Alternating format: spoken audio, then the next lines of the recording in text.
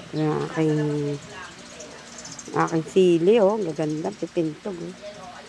Ayun, oh. Wala pang pula. Okay. Ay. Ito namang aking, kahit sa sulok, may nagtubuan yung aking mga papaya. Ito yung mga gabi ko, oh. Oh. Kadami na ng gabi. Kumalat na siya ng kumalat. Lalabas na siya sa bakod. Oh. Yun. Yun, oh. May batang maingay. Batang makulit. Ito naman ang nilalagyan ko ng oregano sa mga gilid-gilid kasi para iwas lamok. Yan, oh. Ito na aking kalabasa. Ganda-ganda. Oh. Ito, tatlo to dito, eh. Saka pipino.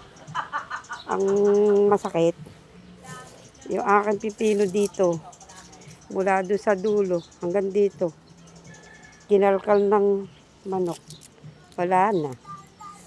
Namatay ang aking, ang tawag dito?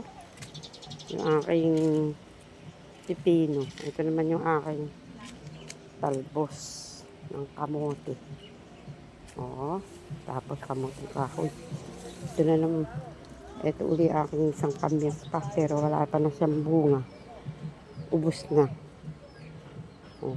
Dito nagtanim ako dito sa gilid ng mga kamuting kahoy pa. Doon sa dulo meron akong pinya. 4. Mamunga kaya? Oh. Ito naman dito. Puro okra to nilagay ko dito, eh. Ito meron pa akong talong dito. Ito masipag din ito mamunga. Kaya lang maliliit na kasi matanda na siya. Ayan.